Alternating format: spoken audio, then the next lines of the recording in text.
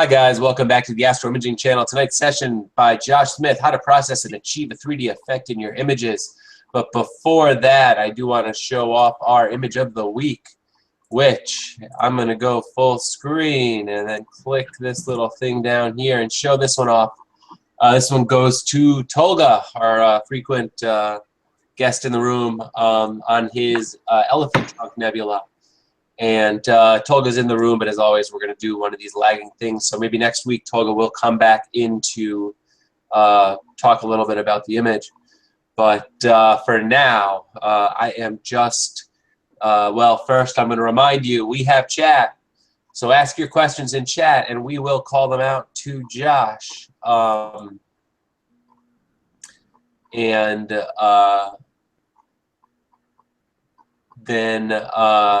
where am I going? And then, I don't know, that's it. We have chat. Sorry about that. I'm a little sick today, so if you can't tell. I'm going to hand it right over to Josh and let him take it over. I see there's already people in the room, so thanks, Josh. There you go. Thanks, Adam.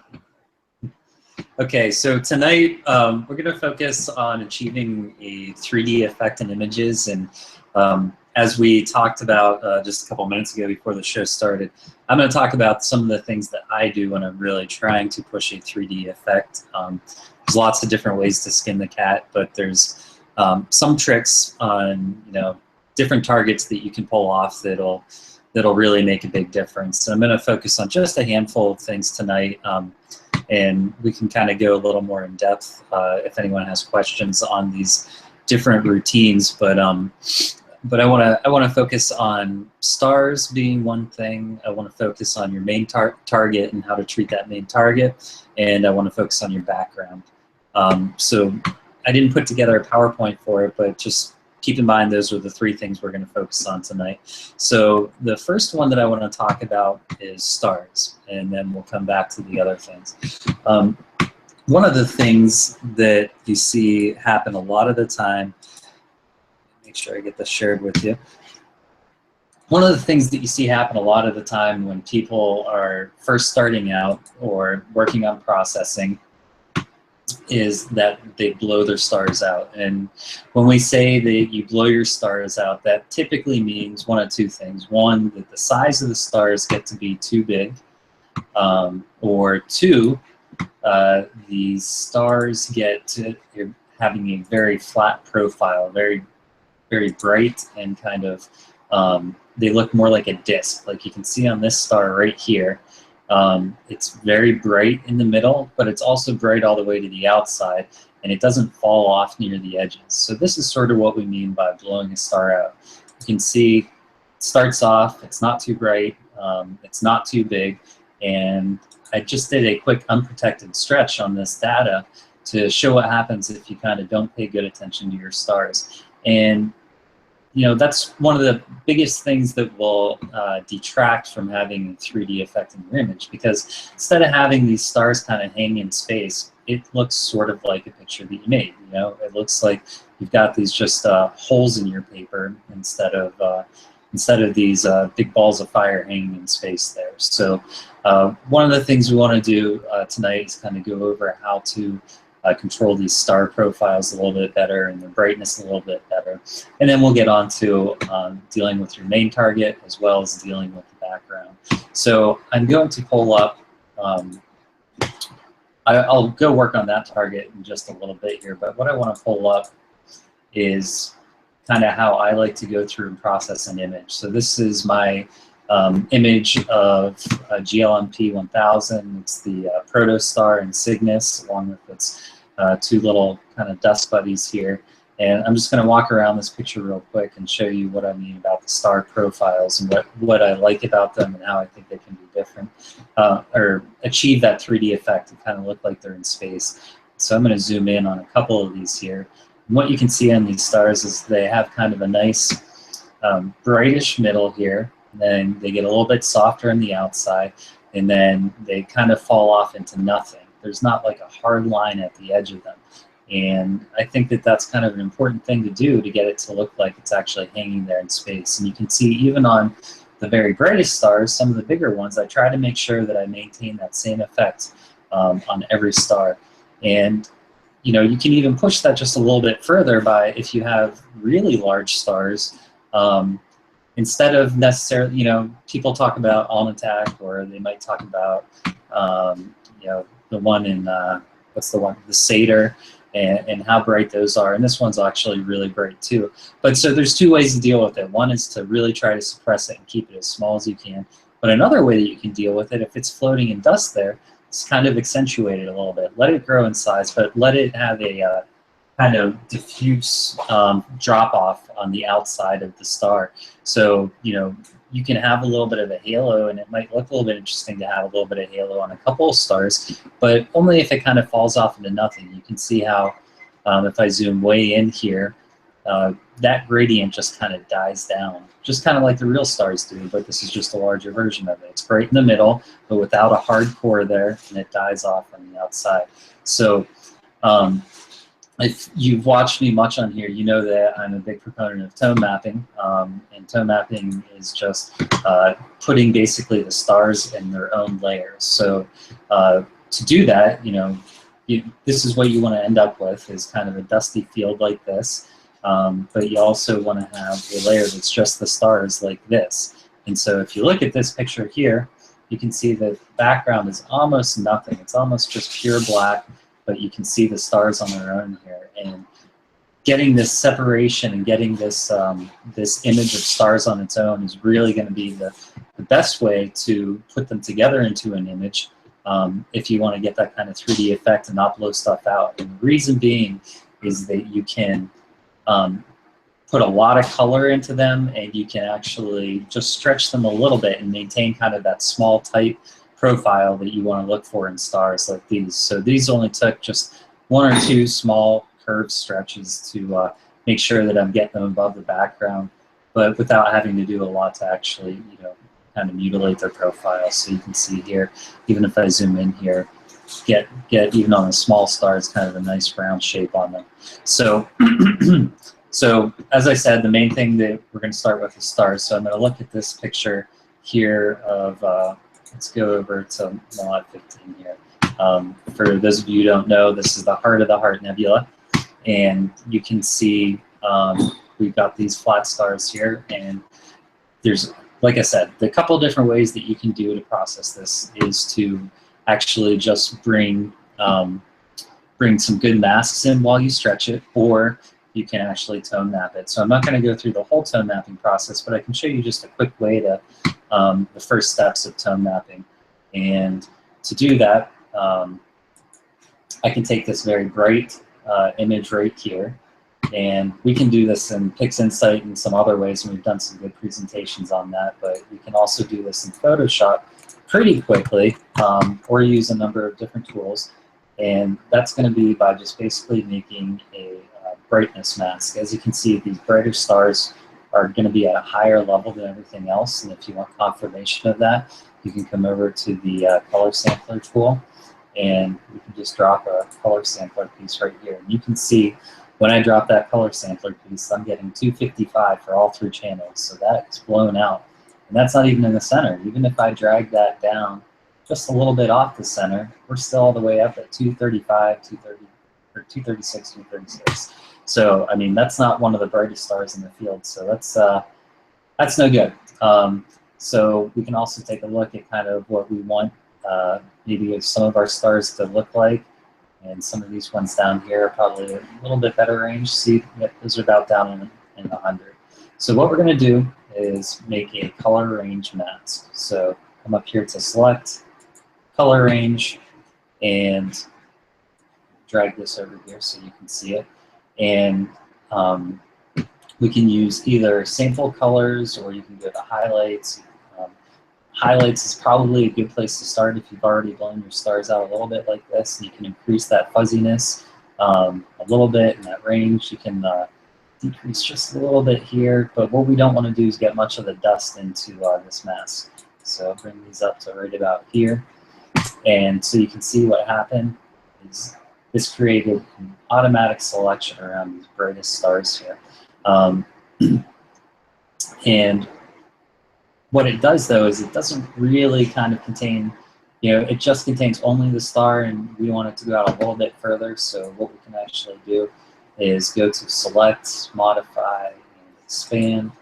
We might expand this by something like 6 pixels. And you see what happens when we expand it by 6 pixels there. Now we're getting that whole star in there, which is what we're looking for. But you can see when we do that, it makes obvious some of this other stuff that it's selected in here, which is in the dust. And we don't want it to touch that, but we'll come back to that in just a second. We also don't want hard edges. We never want hard edges to get a 3D effect, so we're also going to go to Select, and we're going to get a feather on here. So you can go to Modify Feather, or you can right-click to get to Feather. And we did a 6 pixel expansion, so we're going to do about a 4 pixel feather. And this is going to create a mask by coming over here and just clicking on this button on the right-hand side. And let's go ahead and look at that. If you're in Mac, you can just hit Option, click on that, and you can see this mask right here. So this basically gave us a pretty good star mask. And generally, to create that star mask, you want to do a stretch first in Photoshop to get it. Otherwise, you're going to be picking stuff that's about the same level as the background. So next thing we want to do is do a filter. We're going to do 2 things. We're going to do noise despeckle, and this should help get rid of some of the smaller stars. And then we can just do a dust and scratches filter. So that'll be under noise and then dust and scratches.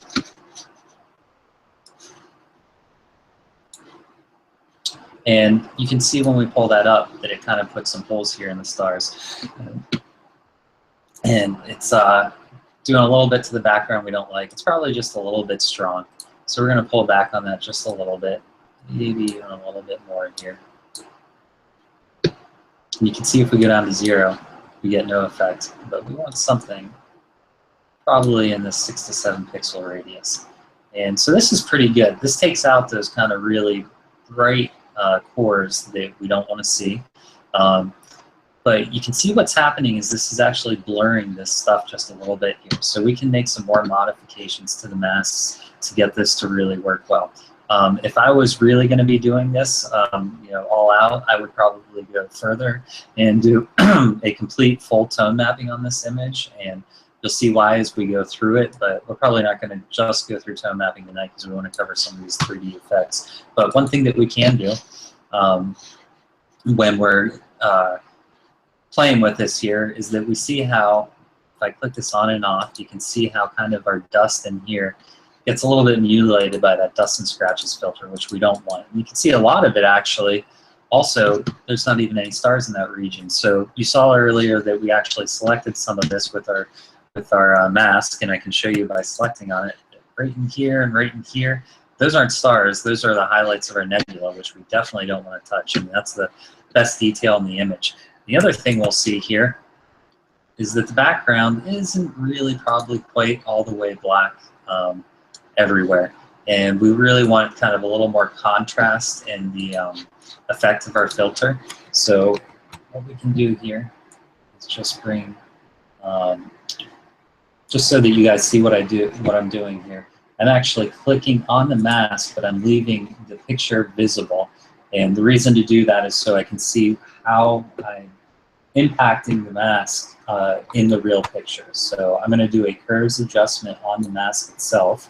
And what we want to do is actually bring those whites up a lot that we saw there. And you can see what doing that does is it kind of drops these stars off. So if I click preview on and off, you can see there's a bunch of stars right here. By giving that a little bit more of a stretch right here, you can see more and more of those stars disappear. So we're basically stretching the power of that mask. But what we don't want to do is include more of this background. So the other thing you'll see is the background gets a little bit more washed out. So we're going to take this bottom point right here, and we're going to drop that down.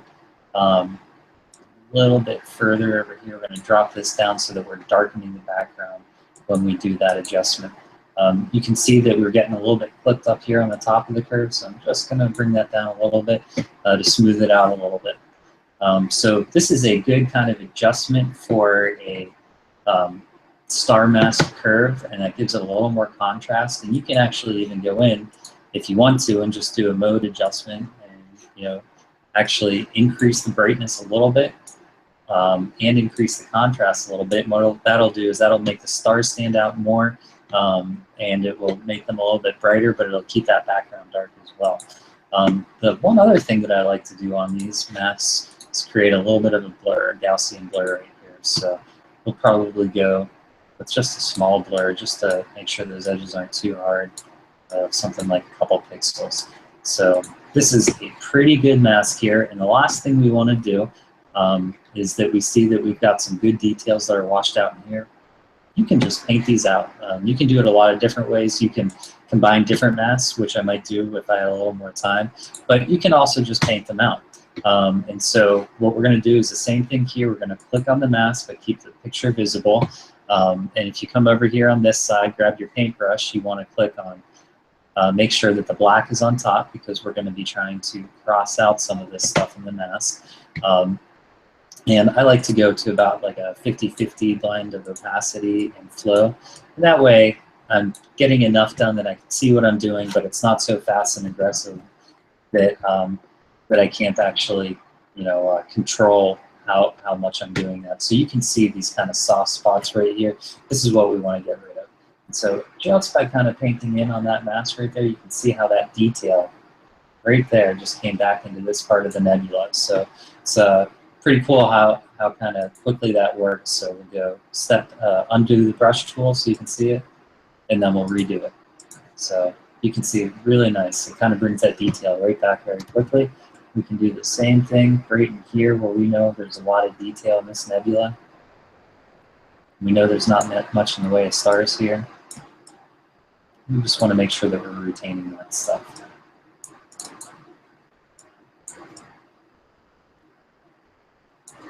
Now, the reason this works so well is because we haven't actually done a ton of stretching on the rest of the image yet. And we're going to go back and actually, now that we've got this pretty well tone mapped picture, now we can go in and actually do some more adjustments to make this picture a little bit more 3D. The one other quick move that I want to make too, by the way, on this, is I want to take this layer before, and I'm going to do a select all, edit, copy, merged. I'm going to throw that back on top of this one here. And I just want to do that as a darkened layer. And that just helps bring in some more of these details in here too that got washed out. You can see just, it's not a big effect, but even kind of this little dust detail right here that I wasn't able to recover kind of makes a difference in the texture in here. So this controlled the stars really well. And I can show you real quickly what I mean by that, but we'll do this real quick. We'll basically show you this star layer right here. All I did was make a copy of the background layer. And just by doing just kind of a small little simple stretch, maybe one more just kind of small stretch here, I can take this background layer now. I'm going to copy it as it is. Copy, merge. I can put it back on top of this here. And I really did almost no work on those stars and lighten this image. And now you can see these stars all have a much better profile, and they're much less bright. It's just kind of almost a night and day thing between, if I put these in the folder so you can see the difference, what the stretch looks like. Right there. I mean, you can just see kind of the power. So now this dusty object is hanging out in space instead of just being completely dominated by these hard white stars. So I might even just stretch this one more time here. And what I'm going to do on this hard stretch is I want to make sure that I'm bringing up these background stars just a little bit, but I don't want to bring up these bright stars. So this will just kind of help pop out those kind of fainter stars just a little bit right there. You can even do that either as a lighten or a screen mode. See, if you do it in a screen mode, it helps some with the smaller stars. But you got to be careful if you use screen mode that you don't blow out those brighter stars. So one way, maybe if you're going to screen mode to do that, you get the better kind of opacity on the smaller stars, but you don't want quite the same brightness on those bright stars. Just bring that opacity down a little bit. So one more time, just kind of looking at the difference here between those, you can see that it really has a big effect there when you actually kind of do this by just putting a lightly stretched star layer over top of the dust instead of a really hard stretched image on its own. And you can see, kind of just how easy it is to make your own star layer right here. So I'm going to pause real quick before I go into dealing with the dust. Adam, are there any questions before I get forward? There haven't been any questions, but remember, guys, we have chat now. Okay, so we'll move on to the dust. And what I'm going to do, again, here is I'm going to reference the GLM P1000 and show you kind of what I want to get out of the picture, and then we'll come over and do it on this Wall 15 picture. And by the way, we're working on a mono picture right now, and part of the reason is to keep things a little bit more simple. And in reality, you're going to be combining colors. And combining colors, will have kind of its own step. But one of the things that I'll say about combining colors is that I'm a big believer that you don't have to be super careful with your color. All these steps are pretty much, can be taken on. For the stars, they can kind of be manhandled. You can use the luminance for your profile, both your brightness profile and the shape of your stars. You just have to be careful that you don't get big colorful yellows. But if we have any questions on that, I'll go back and address them. But let's focus now kind of on the background dust. And one of the things that I like to think about when I'm processing these pictures is what parts of the image kind of stand out on their own. And, which parts are the parts that you want to not be the focus, but kind of have something be a cool contributor to the image. So in this picture, to me, there were kind of, it was pretty easy because these are globules. There were these three globules that were important, and then I also really liked that bright yellow star down here. So you can tell in my final picture that that's what I really tried to accentuate, were those three globules and then the star right here. So I wanted this background dust to kind of fall into the background, but I still wanted to get some contrast. One of the things that can be pretty hard on background dust is getting good contrast without really killing the image with noise, because typically the background stuff is a lot fainter, and if you even get dark dust like we have in this image, then you really can increase your noise quite a bit. So we actually may even have a little better picture to work on with that. If we have time near the end, we'll come in and work on this tadpole pictures. But let's just keep working on this same image that we were working on here. I didn't lose it. There it is.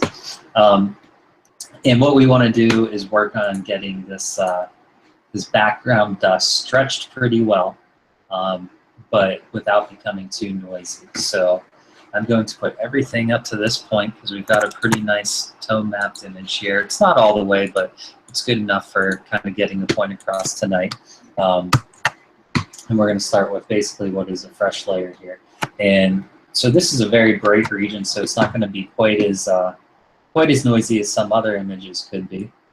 But you can see that we can really stretch the heck out of this and get a little more contrast in here just with those two quick moves. Typically, I probably wouldn't do that in quite such drastic moves, so I want to show you, probably would do that in more a couple steps here. So first thing I want to do is kind of bring this white point down over here, just because we don't have any meaningful information over here. So I'm just going to bring that down.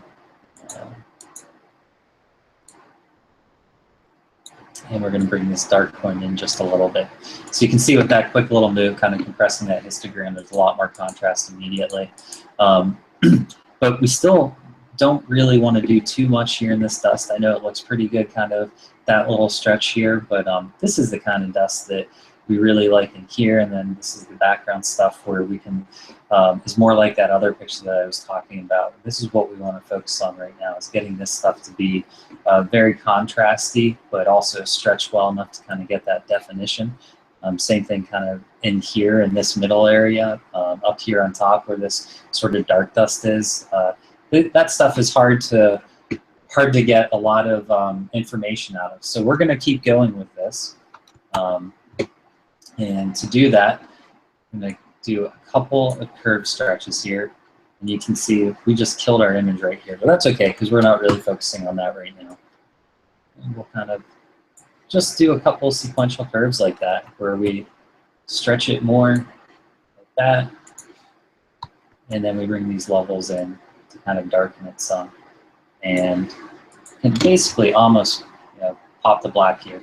And then so you see, this is that noise I was talking about. Even in a very bright region, that noise is becoming pretty heavy. It's pretty heavy over here too. Fortunately, because we did a good job controlling those stars, our stars aren't too blown out. You can see that the stars are in pretty good shape. So I actually sort of like where the stars are right now, and I'm not going to do, you know, I think that we can actually just brighten the image up with these stars where they're at right now. So what I'm going to do is just make a copy of this. Let me close out a couple of these extra tabs, because we're going to make a few tabs here that I don't want to get too confusing with all the stuff that we have open.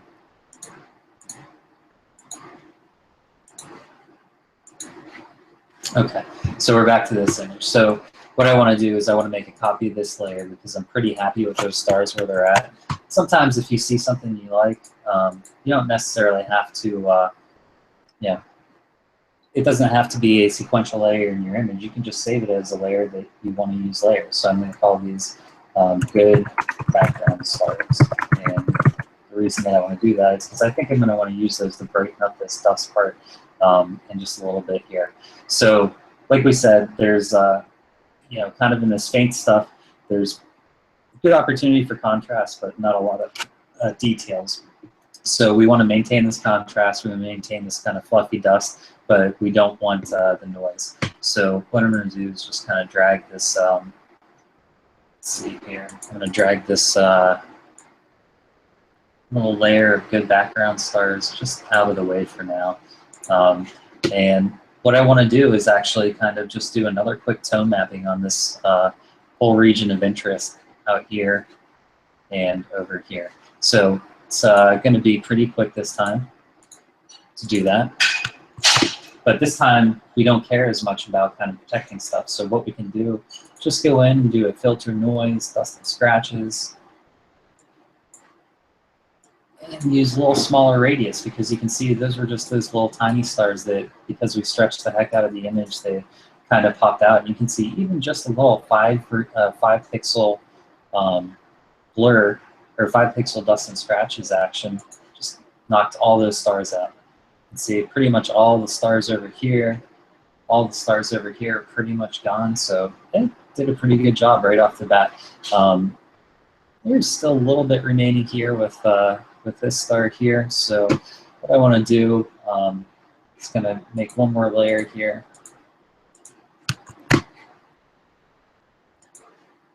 And we're just going to cleanse stamp these couple remaining stars out.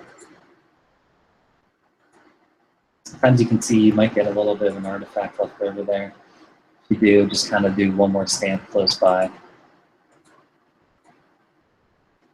And like I said, we really only care kind of right now about these kind of fainter regions. So I'm not even going to worry about anything down here in the middle. Because this is all bright. It's all good high signal and noise ratio stuff, so we can come back and deal with that stuff later. And as you can see, you know, we'll get to the end of this image. Yeah, I think you might be surprised at how much you can kind of manhandle some data in different places, and then just bring it back to recover it. And you know, some people will maybe not be thrilled with the idea of treating data that way and think that it's you know, kind of really manipulating stuff, and that's fine. I think it is too. And there's times when I want to present things in a kind of more true form, but there's times when you really want to get a 3D effect and you might process this way. So the next step, I'm pretty happy with kind of what this all looks like. I'm going to make another layer here, and I just want to put a little bit more of a blur on this stuff, because sometimes that dust and scratches filter will give you a little bit of a bumpiness that I don't love. So if I come over here, just put that maybe like a 3 pixel blur on it. It's probably a little tough to see on the computer screen while I'm going live, but this is just smoothing out some of that bumpiness that dust and scratches filter gave us. So now we've got kind of a good base to work with on all this background stuff, and the beginnings of what can be some good contrast. So we're going to make another layer here, and what we're going to do is kind of try to build that contrast a little bit. There's lots of great actions to do this. There's other ways to do it in PixInsight. There's automatic things that you can do for it and just do increase the contrast. But what we want to do is be careful when we're doing all this and make sure that we're not clipping anything. So, you know, we can see here, let's just pick some points of interest. We've got kind of a dark region right here. I hit Command, click on that point. You can see that's kind of the low end of the histogram. You can see up here is probably the high end of that kind of faint background dust. If I click over here, it's somewhere in the middle. So let's focus on kind of one step at a time, and then we'll kind of work our way to getting a good overall contrast enhancement with this stuff. So I think the first thing we want to do is pick kind of the darkest of these faint regions and get just a little bit of separation between the darkest points and the next point up. And you can see that right there. That's just a little bit brighter than this part right here. So just clicking those 2 points and just doing a little gentle stretch right there will increase the contrast between those 2 parts. So you can see it's kind of a huge difference, but it makes a little bit of a difference. And so you might do that like 2 times right there. Let's pick another dark point here, and a part that's not, you know, what you want to do is kind of pick points that are as close to each other as possible. And you just kind of keep getting a little bit of that separation there. Just very gentle curves. You can see that we're not trying to really move stuff a lot. So we've got some good separation between the darkest and the next darkest. So now we want to go between kind of these middle dark stuff and a little bit brighter stuff at the faint part. See, trying to pick 2 parts that are pretty close to each other and get just a little more contrast. You can see now we're starting to get some good texture in the background here. Stuff is kind of, you know, starting to stand out a little bit here, and that's what we're shooting for. So now let's go up one more step, and we're going to go to probably some of the more bright. You can see that I'm moving up this histogram here, kind of up and to the right of it, and so we picked a little bit of a brighter region, and let's pick probably I'd say the next brightest region that we're really going to care about. Yep, almost at the top of the histogram, so that makes sense. This is still the faint background dust that we're working with too, remember. So, so this is all we care about. I know that this stuff is looking a little bit crazy now, but it's okay. We'll come back and you'll see that we're really going to be able to recover a lot from this image just with this kind of crazy background. So let's just do one overall stretch now that we've got all this contrast in here. And we're just brightening. I'm sorry, I didn't mean to brighten it. What I meant to do is darken it just a little bit. We don't want to clip the background, but what we want to do is just darken it just a little bit. I'm going to show you why in just a second here. Let's make sure that we don't clip when you're working on this stuff. Always come back if you're worried about it, and just use your color sampler tool to make sure that you're not clipping anything. And we're still good. We're still up here, you know, at about 11, 15 there, down at 8. We're getting pretty close there, so we don't want to go, you know, want to be careful we don't go down any further. So I like kind of where we're at with all this stuff. And you can see over here that we kind of go back in time, kind of see the difference. This is the image that we decided to work with right here after our tone mapping.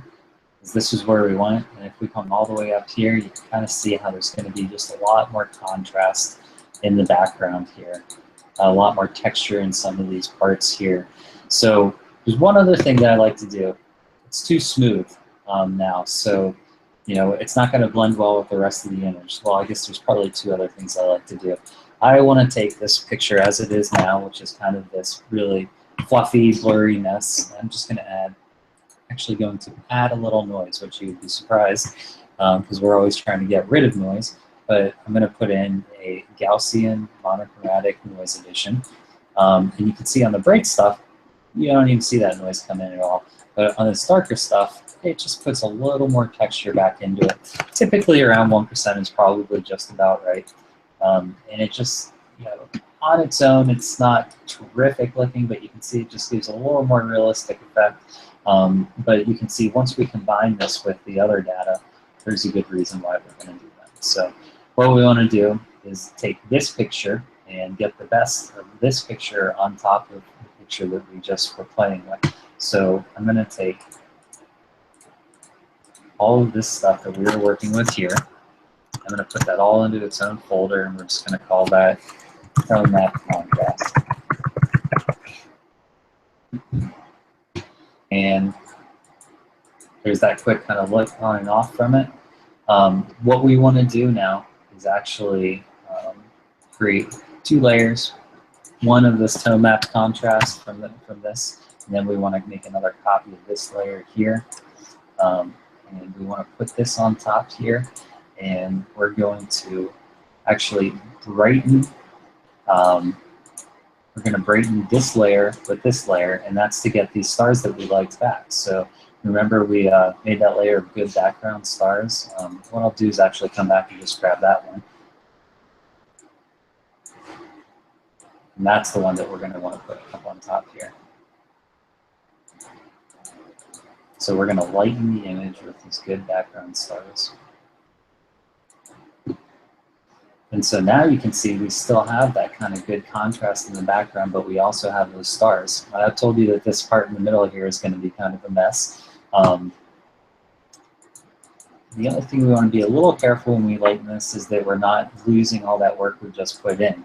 And so to work on that sum, what you can do once you have this lighten layer on top here is you can go to the layer behind it, and you can actually brighten that up until you see it kind of poking through more and more.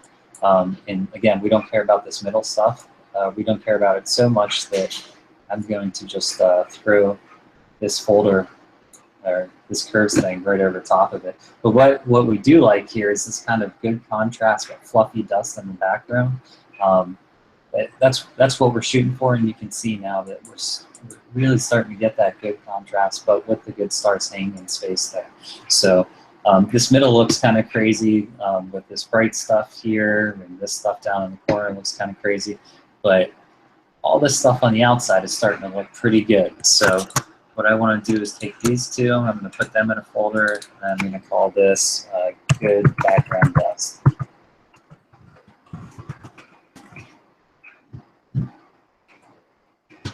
So now, what we want to do is probably not put that on 100%, and especially in the middle here where we still had some pretty good data. But we do want it to be mostly on there. So what we're going to do is just bring that opacity down just a little bit here. And we're also going to just kind of mask out all this crap in the middle that we really destroyed here with what we did.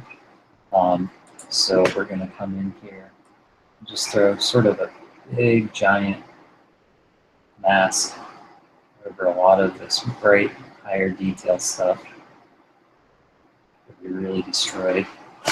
We're going to do the same thing over here because this was some good data over here. You put a large feather on that, something like probably, I don't know, 75 pixels. And then we're going to select the inverse so that that's what we're actually hiding. And then we're going to put that mask there. So there we go. Just that one kind of big move there. You can see we brought out a lot more of that dust. I'm not sure how well it comes through on the computer, but you can see we brought out a lot more of that dust and brought it out in a clean manner, but we also still have good stars that are well controlled in the background. Even in the brighter spot in the middle, we still have good stars that are pretty well controlled. So I think we're getting pretty close to sort of what we want to do, and you can still see we have this kind of good structure and this dust down here, even these good lanes here. But what we didn't do, even with all that manipulation, we didn't really lose any really, good details.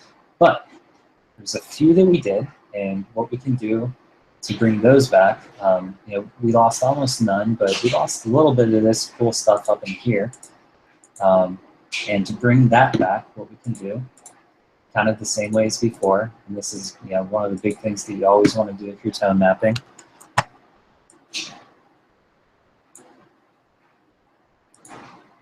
Is that you want to use these previous layers to actually darken. So we're going to bring this up.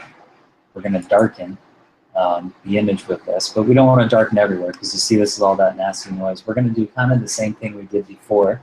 We're going to do a layer mask this time and hide everything And we're just going to paint on the areas where we lost good details. So some of these little dark dust globules that we really want to make sure that we're maintaining that good detail in there. So this time we want to reveal them. So we're going to click to white over here on the left. Make sure you're clicked on the mask here. But we're still looking at the main picture. And what we want to do is just kind of bring back in some of these good little fine details in this dark dust here. And you know, we're at 50-50 flow and opacity, so you kind of just have to kind of go over these spots that you care about a lot a couple times. And so just to kind of click on and off here, you can kind of see what we did there to bring that detail back in these spots here. So take your time, kind of go around the image and see if there's any other good stuff that you want to make sure that you're bringing in. Like, I don't know, maybe on this area here, in this area, maybe we want to bring in kind of more of that surrounding stuff. So maybe we're gonna reveal just a little bit more of this stuff from the layer below, the good background, because it's kind of dirty and dark over here. So we're getting that kind of cleaner background with the good stars in it. But we want to still make sure that we're maintaining this dark dust right here. So this time we're going to come back in and darken the image up just where that dust is. So these are all the little kind of subtle things that you go around and do in your whole image to really get that 3D effect. So if we bounce back out, you can see when we're looking at this picture, these three little dark dust areas now stand out really well. This one here, and this one up here. And that kind of really helps give this image that 3D effect. So that is the end of sort of working on the background dust and maintaining that. So the next thing we'll do is kind of go into the main target, but I'm going to pause for a minute, Adam, and see if there's any other questions. No other new questions. So the big thing on a lot of these pictures is the main target itself and what we do with that. And you can see that this is too blown out in here. There's a lot of good details that have disappeared. This part of Mel 15 is really cool, as is this little region right here, and as is this kind of little set of mounds right here. So those are the main parts that we want to focus on. And so kind of like before with this image, we'll come over here and we'll talk about what we're going to do, and then we'll go in and do it. We've got the dust that we talked about, which we really cared about, kind of getting that nice clean look. And then we have the, we have the dust and we have the stars here. So we're combined those. Now we have one other part that we want to focus on, which is the main target. Like I said in this image, you saw that the star layer, I took care of kind of what I considered one of the main parts in the star layer. But the other thing that we want to take care of is getting these parts that want to kind of pop out of the page isolated. And you don't always have to isolate them quite to this extent. I did in this particular image because they were such hard-edged objects that I really wanted them to float there. So it was easy enough just basically to draw them out and get them to float there and to bring them in. But so when we come over here to this, it's going to be a little bit more challenging because there's a little bit more of a fall off and a blend into the midtones, and some of these are darker things, so they're kind of hard to isolate. But we'll do the best we can to make that happen. So I'm going to back and find where the last place was before I stretched the data too far. And this is it right here. This is where the middle's not blown out, and we can actually recover that from this layer right here. So what I wanted to do is put everything on top right now on the layer. Typically, I'd probably be a little bit more organized than this, but not super organized tonight. So we're just going to call this one needs better highlights. So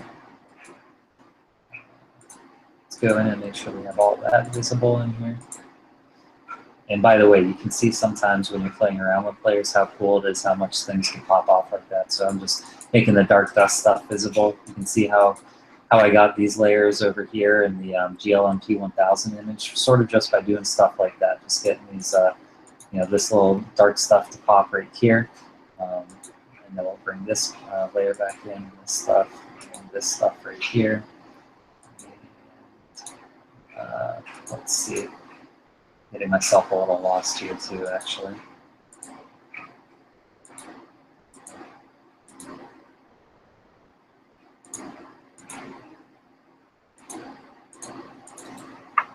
Let's delete these groups around. Sorry about this. Group only. I call this one darkened.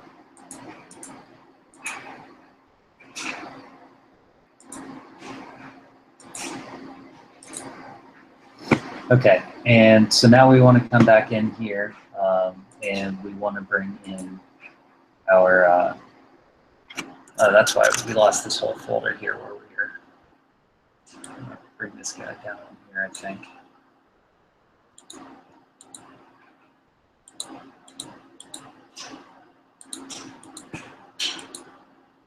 And there we go, that's the one I was looking for.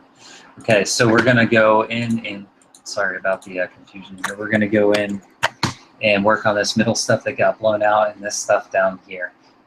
So to do that, one of the things we need to do is come down here and grab the last spot, which was right here, before everything was overstretched. Come back up here, and we're going to throw this on top right here. So this is kind of where we're at with our image right now. And we're going to make one more layer here too of this guy so we have something to work with. What we want to do here now is kind of bring out this stuff and this stuff and this stuff in this image right here. So there's a couple different ways to go about this. One of them you just saw with this dark dust, I think is something that we can do pretty much right now with this. And these are our main targets. So this actually looks pretty good, kind of where it's stretched right now, as does this and this. This is the only one that's probably overstretched that we want to kind of bring back in just a little bit. So what we're going to do is just going to work on this kind of middle area right here. If we back out, we can kind of see where we want to work. The range we want to work on is probably this area right here, which is the part that's just overblown. So we're going to come back in here, and what we're going to do is kind of just stretch that out just a little bit here. And it's kind of a dark spot here. And we want to take a look here and just see where we're at. So kind of do one little stretch at a time. You can see that we're bringing back in these highlights a little bit. And so we'll probably do just one more stretch here before we have to start being real careful of these highlights. And that's probably pretty close. If we go much further, we're going to blow them out. Yep, so that's pretty good. So what we want to do here is just take this little middle range of the part that we destroyed and actually darken it. There's probably just one or two other spots that we want to darken that got blown out a little bit. That might just be this peak down here so we can get a little more contrast, and maybe these peaks over here so we can get a little more contrast there. So what we're going to do is take this picture, just darken it. We're going to create a layer mask and hide the whole thing. And we're going to do the same thing we did last time. We're just going to kind of paint, or we can lasso to reveal the areas we want. So maybe this time we'll lasso and we'll decide we want this whole region right in here because this was just too bright. And maybe we want just kind of like the tips of this stuff because this was too bright. And maybe just the tip of this stuff because this was too bright. So we'll put that same, maybe this time just a little smaller feather of 50 pixels on it. And this is just another way to do a layer mask. What we could do is we could delete this. Because we have this selected already, we can just come in and kind of click on this right here. So you can see kind of the power of that difference right there. Just brings back a lot of these details, especially if we're zoomed in. You can see that that stuff just went from all being overblown and not even able to see it to being able to see it really well. So we want to do the same thing we did before. where we work on these 3 areas with just a little bit of contrast improvement. So what we'll do is make a new layer here. We're going to focus on this spot right here first. And so this is an interesting way to work. Sometimes you can work non-globally in an image. And when I say non-globally, I mean you can just actually feather a part of an image, say that this is the part that I want to work on right here for right now. So come in here and put a 50 pixel feather on it. And what we want to do is get a little separation between this part and the part in the background. So sorry about that, I'm doing deselect. What we want to do is just make a little simple curve here and select this dark spot right here, and kind of like we did last time, the next kind of brighter spot up. And you can see the pixels like they're supposed to be are kind of right next to each other. So just that little tiny curve makes a big difference. You see that preview? It kind of brightens that top stuff. What we might even do is just get just a little more curve, but we don't want to brighten that high end. Yep, that looks pretty good. So that was a good little kind of contrast bump. You can see right there, there's that contrast bump in that region. So let's do one more curve like that, and let's go between the kind of middle stuff and the brighter stuff now. And there we go. Let's pull this one down a little bit. Right there, you can see that kind of contrast really pop out on that stretch. So that was a good one there to get that. And so if we back out, you want to see, this is what I'm talking about, kind of the non-global workspace here, is you can just see how that darkness kind of just pops really well right there. But we don't want to deselect that yet, because there's one other thing I want to do in here. That is, I want to put a little blur on this kind of darkest stuff here. So I'm going to do a new layer, and I want to just work on the dark region right in here. And what I want to do is just kind of create a little bit of a Gaussian blur. And this is going to be just to help us out a little bit on that stuff, that dark stuff where the noise really started popping. It doesn't take much, maybe a 1 pixel blur or something like that. But you can see what we did, that affected all this stuff around it, which we don't want to do. So what we're going to do is same thing as before and do a range mask. So do a select the color range. This time we just want the darkest stuff, and we only really care about that stuff down in there. So you can either do shadows, or you can come in here and do something like sample colors. And sample colors typically works pretty well for one like this. And so just coming in here, and you can see this region down here at the bottom of the image is exactly what we're looking at. And you can see how that kind of picked that region out right there for us very specifically. So if we just pop that on, there we go. So that just cleaned up that noise just a little bit. You can see it didn't touch any of the rest of the image at all, just these little spots that were getting to the point where they were getting very noisy, and might even have gone just a little bit overboard. Somewhere around maybe 50% opacity, that looks great. So this whole, here's two steps on just that region, and these are that kind of helps make it pop just a good bit there. So next thing we want to do is work on the bottom left, and then we'll work our way up to the top middle where all the cool stuff really is. So we'll just do the same thing here again that we've been doing. We'll come back and I'm going to explain one other thing about these, since these are our main targets, which is going to be how we actually sharpen them and filter them. But for now, let's just come in here again, kind of try and get a little bit of separation like we talked about, dark to medium. Kind of just get a little curve stretch there between the dark and the medium, and then we want to get a little curve stretch between maybe the medium, a little bit brighter spot. And one more between probably the bright spot and the brightest spot. And we saw before we wanted to start off with this dark, and that's so we could get this kind of sort of separation in here. Do one more little stretch there, and then bring that level in based on that stretch. And so you can see if we back out here, just sort of the difference. And so there was a mistake that we made here, is when we were working in this kind of little global space, it didn't put a feather on it. So you see that kind of hard contrast line, which is no good. So we want to come back in here, and what we want to do is we want to kind of feather this this area that we were working on. So because we did all those steps without creating that feather for that lasso in the first place, one thing that you can do to go back and fix that is just create a layer mask there like that. And we can do that by picking that feather here, making a 50 pixel thing like that, and then creating that layer mask. You can see that washes that out just a little bit. We can even wash it out even a little bit more with kind of just painting a big old paintbrush here on that mask, and just a way to kind of help blend in that hard spot here. Because we don't want any hard spots like that, obviously. So this helps get rid of that hard edge that we just accidentally created.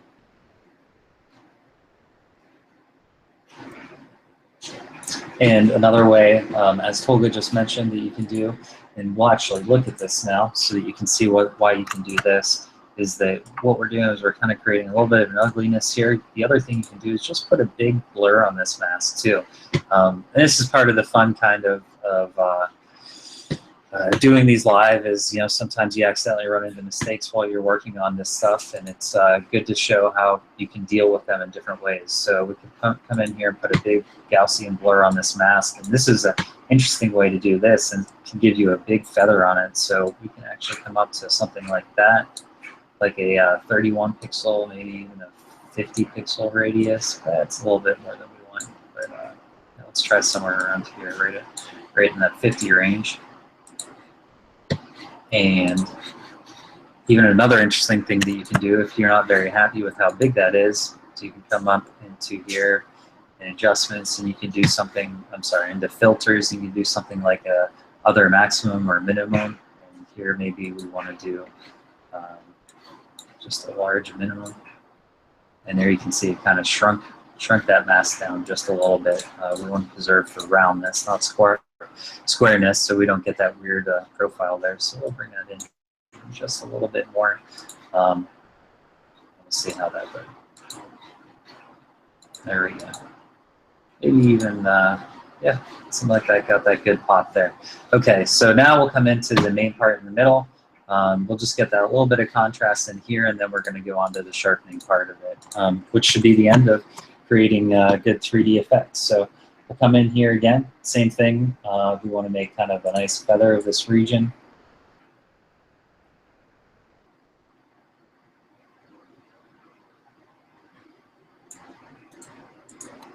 We'll do probably a 100 pixel feather this time. And let's just go through those same steps. Let's go from the darkest right here to the middle, darkness right there, but we want to be very careful that we don't bring that brightness back that we fought so hard not to have. So what we might actually do to start this even is just kind of drop the whole area down a little bit, and then start working on our contrast and enhancement. You can drop that area down in a number of different ways. But let's just keep working our way up here to the brightest spot here, and just keep getting that little bit of contrast in there. That last one really seemed to help make it pop. So let's back out. You can see that dark area right there is looking good, and so is this area in here. Yep, you can just see it kind of. It's a lot of fun once you put all this work in on the whole image on the outside of it, and then you finally get into the middle. You did such a good job working on your outside, and then this middle just kind of can speak for itself because that's where the good data is. So it's fun to kind of end an image processing there. So we're in pretty good shape here with getting the contrast and kind of the good sharpness and all, or I'm sorry, the good separation in the intensity levels throughout the image here. So this really took care of a lot of it on its own. So I think the next thing that we're going to do is just work on actually doing a couple high-pass filter masks. And from there, we'll be pretty much done. So you know, you can do this either with local contrast enhancements and sharpening, or you can just do it with high-pass filters, or you know, a number of different ways. But I'll just show you the high-pass filters. And we'll do this in probably 3 sets. So we're going to do about 100 pixel high pass filter, maybe even even 150. You can see, so this is just grabbing the big structures overall, which is what we want to do. So, okay, great. So we've got a nice 50 or 150 high pass filter. And now we're going to make another set of them. And then we're going to do one more set on top of them. So I like doing the high pass filters in 3 separate sets. The next set will probably down all the way to something like 20. And you can take a look at what the detail looks like when you do that. And yep, that gets a lot more of that kind of fine layer detail. So we'll set that one there. Happy with that. And the last one will probably be something like a 3 or 4 filter high pass, or 3 or 4 pixel high pass filter, and that's just to get the best details, like kind of the really sharp stuff right in L15. And we'll do the same thing on the next layer up. So if you're looking at this and you haven't seen high pass filters before, you're probably thinking, oh, what the heck are you doing to your image? Now it just looks terrible. But so we're going to change the type of layers these are, and these are you know, we want to just kind of accentuate the sharpness and the differences in here that we just created. So we're going to go for each set of high pass filters. We're going to put a soft light on top and an overlay on bottom. We're going to go through and do the same thing for each set of them. Soft light on top, overlay on bottom. And one more time, soft light on top, overlay on bottom. And so you can see that's what this does. It really, really pops, you know, the picture like that. Obviously, that's gone way, way too far, but you can see that we're going to get that effect that we want out of this stuff. But there's a couple things we need to do. We need to protect the brightest areas in the picture. So we're going to do select a color range. And actually, this might even be a good one just to take the picture as is and use that as kind of a range mask. So we can actually come in here to our mask and paste that picture into our mask. And I did not get the right one. Do a select, all, edit, copy, merge to make sure that we get this picture actually going into that mask. And the reason we want this picture is because those bright spots are really bright, which is what we want to make sure that we're not hitting so hard. So we're going to invert that mask like this. And we're going to actually give it another stretch, and the reason why is we really don't want this touching our stars either. So I'm going to come in here and make sure that these stars are getting stretched pretty well. Yep, there you go. That's kind of what we're shooting for. And when I back out of this, you'll see pretty quickly why. Yep, makes a big difference right there, where we were completely blown out, and I can show you that by just saying disable this layer mask right here, and you can see how everything just was crazy blown out. But what we want to do is get that contrast kind of in the darker stuff here. But this obviously still went way too far, so we can bring that opacity way down like this. All we really want to do is just kind of get a good little subtle pop in here, nothing too crazy. So pretty happy with that. And we're going to do one final stretch before we're done. But I also want to do one more kind of sharpened routine before we stretch it. And you'll see, you know, we're right about at the end. Appreciate you guys waiting through this. You'll see why I like doing that stretch at the end. And the biggest reason is because it helps from introducing too many artifacts. So we got that nice kind of new pop from, you might even put that up just a little bit. A little bit extra pop from this high pass filter set that we did, which looks great. And so we're going to make a copy of that set here. And I just want to do just a little bit of sharpening on the brightest parts of the image. So you can do 100 different ways to sharpen stuff. On this one, I'm just going to do unsharp mask because it's easy to do in a hurry right in front of you. And you can see kind of the effect that has on the image. Obviously, we don't want it to go through and do everything, but there's a couple of little regions right in here and right in here that we want to kind of sharpen up just a little bit. So just like before, we're going to do the layer mask and we're going to hide everything. We're just going to paint in the regions that we really care about getting sharpened. And that's kind of just like the tips of this stuff, the details right on the edge of this dust line here.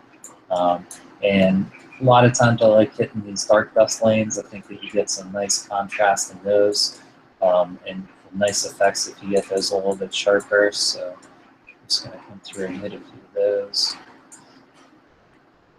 And let's come down and hit this guy right here because he really stands out well. As is this guy. And maybe these couple on the top. So the sharpen, we just want to hit kind of the main points that we really want to hit in the image. Josh? Yes. You did have a couple good questions come in right at the end there. Okay. First, Adam, let me just make this one final stretch, and then we'll start going through all of them. Go ahead. Since this is basically the last step, and then it'll be easy to walk back to wherever we were. So we did the sharpen after we did the high pass filtering, and what we have is just a little more flatness than we would like in the image, but you do have this good kind of dark stuff popping off in the front, and these mounds right here in the corner, dark dust in the front. Now you'll see, now that we've got to this point, all it takes is kind of one big stretch to really make all of that play and come out nicely like that. And you can really kind of impact this stretch however you want. You have to be careful because if you do a curve like this, you might really flatten it. But one thing that you can do that you might want to try is actually just grabbing onto this dark spot here and just doing something to get a little bit more separation like that. And so you can play around with that, but basically you're reducing the artifacts you're getting by working with it at a little bit lower brightness, not trying to bring it up and down and up and down. But you can see kind of how that last one just makes this dark stuff in the front pop a little better and stand out in front on top of this brighter stuff behind it. So Adam, okay, that was it. That's I think really the last step that I have that I wanted to kind of go through. So start hitting the questions. Okay. From Simon with a C. What objects would you say this technique is best for? Are there any types of objects that this might not work well as for? And that's basically his question. You know, it's going to work the best on objects where there are not super diffuse stuff. Like, so, you know, I don't know, I try and think of some stuff where, you know, the North American nebula still has some good stuff in it. Just trying to think of kind of flatter objects. You know, I think that the wall is a little bit flatter. And something like OU4, like a Squid Nebula, doesn't have a lot of good details. Like, this really works well for stuff that has details in it. Like the Rosette Nebula is great with this. The Elephant Trunk would be great with this. Galaxies, you can use it to some extent. I think that the processing the thinking behind processing is probably a good bit different on Galaxies. And I also am probably a little less artistic on Galaxies personally, just because I like them to be a little more representative of what's there, because I usually shoot them in broadband. But so, you know, nebula with good contrast is probably the best thing for this. But this is also good for nebula without a ton of contrast, as long as it fills your scene, because it helps you get some separation between the different features in the nebula. Okay. Which question do I take first? Because one just popped up that's really pertinent. Okay, I'm going to skip John's for 1 second. Brandon Walsh says, this seems to work quite well for H-alpha images. Would local stretching adversely affect LRGB images? You know, it depends on the brightness of it. You have to have good quality data. You know, if you want to work on something like a brown dust or something like that, then it'll work fine, but you're going to need probably you know, a lot of data, because anything like in that NGC 1333 region, that brown dust is there, but it's very faint. So, you know, you can get it, but it gets very, very noisy in a hurry.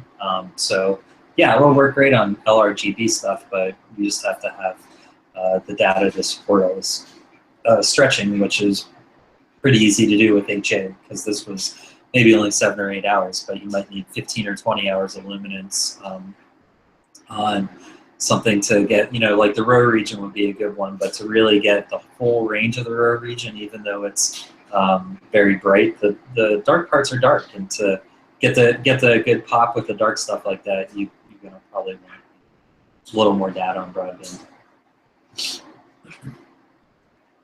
Okay, and John's question, what's the criteria for how much feathering you use on your selections?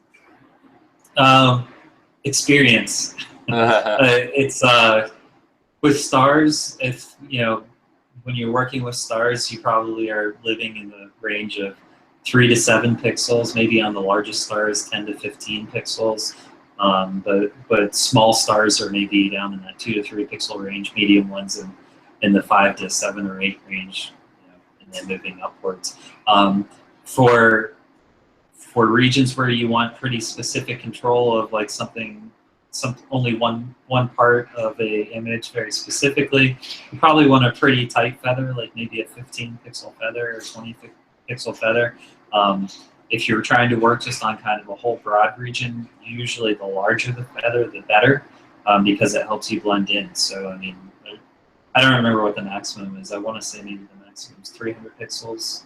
I guess I could just find out right now. But you want stuff to blend very well. So the less of the feather you have, the harder time you're going to have blending stuff. So I guess maybe you can go with the 500 pixel feather. Sure. Let's see.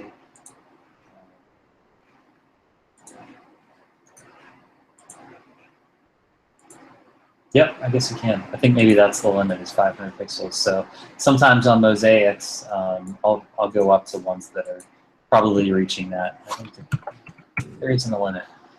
Maybe it may have been an old Photoshop thing where there was a limit on it, but yeah, I mean, if you're highly targeting something, I'd say 15 to 50 pixels, and if you want to blend a region of work into something else, I'd say anywhere from 50, 75 up to 200 or 300 pixels.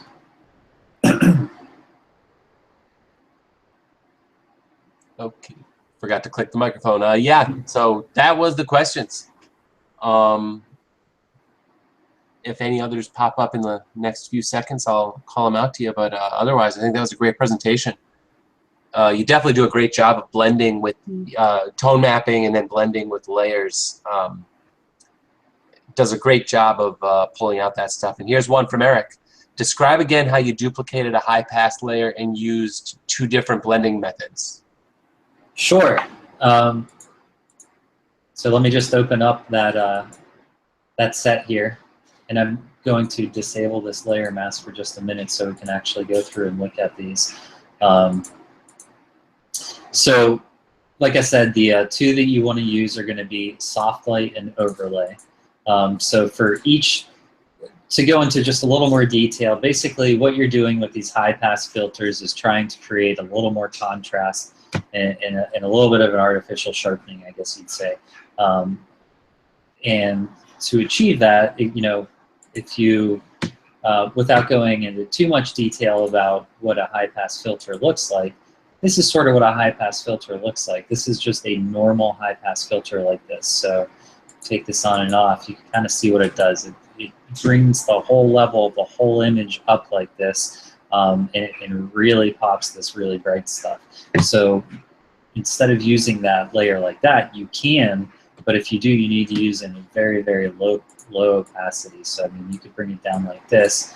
You can see that at like 9%, well, it does a little bit of, brightens the whole image and maybe increases the contrast a little bit. But the better option is to, I think some people like to maybe use a screen and then a soft light. I personally like to use a overlay in a soft light because it doesn't make it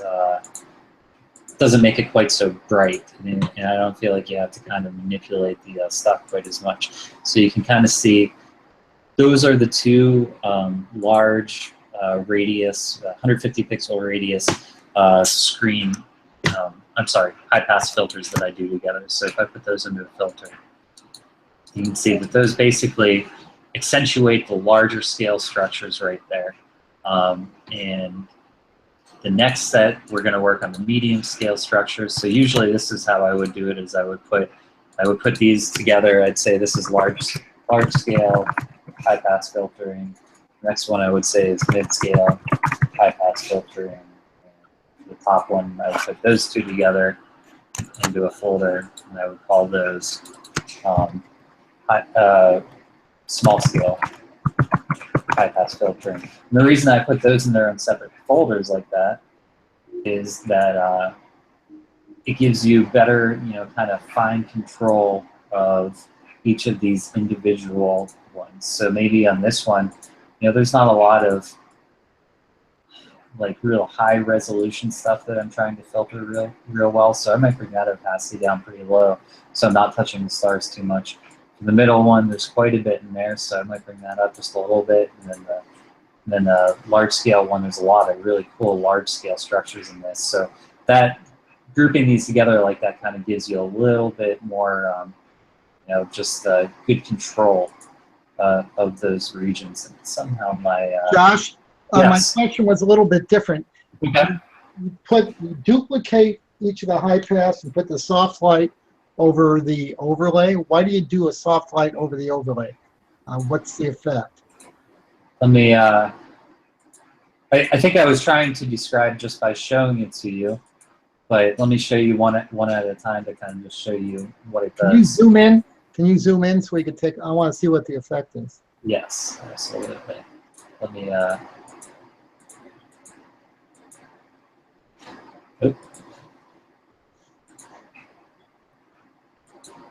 this one. Okay.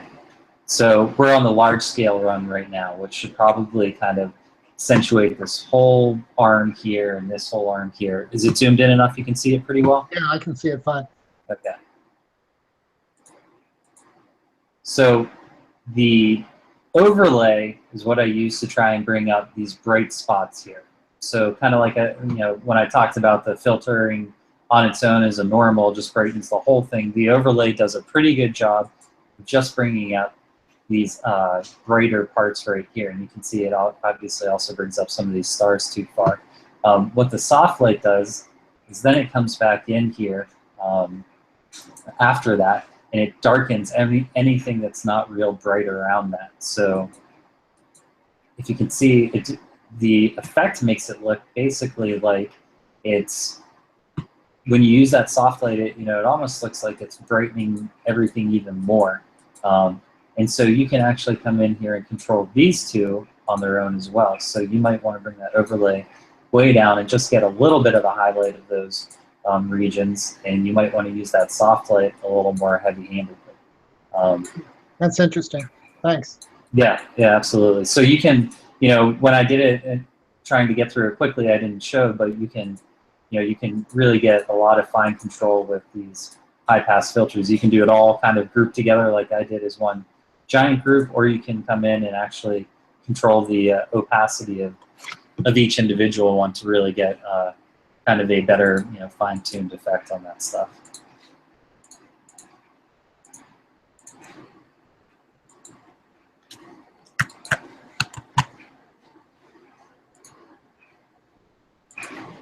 Any more, Adam? Yes, actually, Brendan Walsh said, so what's the Pix Insight equivalent? And you're welcome to comment on that shortly, but I think the answer would probably take a hour-long, if not longer, session to just kind of compare it. Pix Insight's a toolbox, just like Photoshop. But the main point to take away is that, what I tried to break it down into for you was three main areas of interest. One being your stars and how you treat those, one being your background dust or background sky, and one being your main targets. And you certainly can take the idea of that and process those kind of with difference in mind. Some people, everyone does it differently. I personally like to really, I still live in Photoshop because I like to manually and more artistically control every step of what I'm doing, and I just become comfortable enough in Photoshop that that's what I do. I could do it in Pix Insight also, and maybe a little bit more with more precision than I do in Photoshop, but I do like the ability to really quickly paint and mask and move stuff around. But you can still go through the same things. There's lots of tutorials on tone mapping in PixInsight. There's good local contrast enhancement tools. There's good, good stretching tools that will be for, creating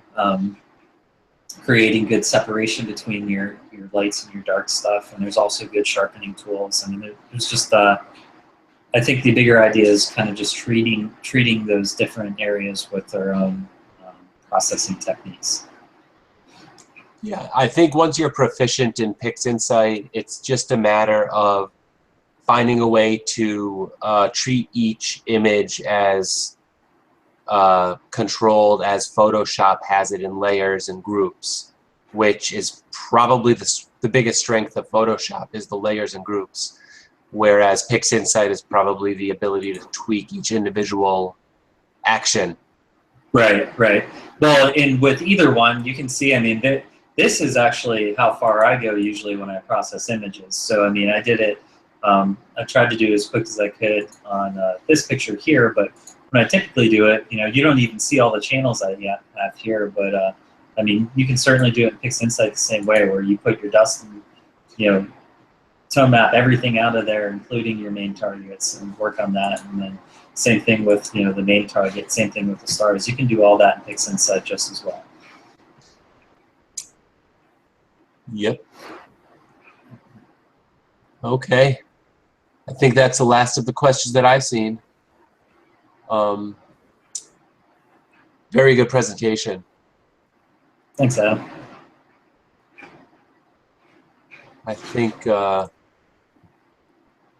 we will, at some point, we will probably have to go through and kind of demonstrate similar stuff in PixInsight, although I'm trying to think of your parallel paths presentation with David. That did cover a lot of the stuff, and really, like I said earlier, it's a matter of thinking in the PixInsight way when it comes to layers. Obviously, no layers in PixInsight. Masks there are, but basically working with each image at a time. But yes, great presentation. You're getting your thank yous from the outside of the room. And Adam, one more call out. We will. I'll be representing TAIC as well as my own company out at Okie next week, and whoever out there is interested in star parties, Okie is my favorite, along with a handful of other favorites. I still love a bunch of the different star parties, but Okie is definitely the one I look forward to every year. So I hope to see some of you guys out there. We'll be doing a presentation on SGP, and thanks to Alex for providing some really good background to get going on that presentation. And we'll be doing some other fun stuff out there as well. So definitely please stop by and say hey. Awesome. And I'm looking forward to seeing some of the data that comes back from there. Me too. It's been about almost 4 months now since I took a picture. It's about time. Ouch. I had a nice run this week. 4 or 5 clear skies in a row, clear nights in a row. And of course I was sick, so I had to motor through, but I did. So everyone, don't forget to submit your images for Image of the Week, and we'll be back next week with some cool pictures from Okie as well as another good presentation. Awesome. All right, thanks again, and guys, we'll see you next week. You'll see a topic for next week's presentation posted sometime midweek once I get around to it, and yeah, that's about it. Thanks for coming.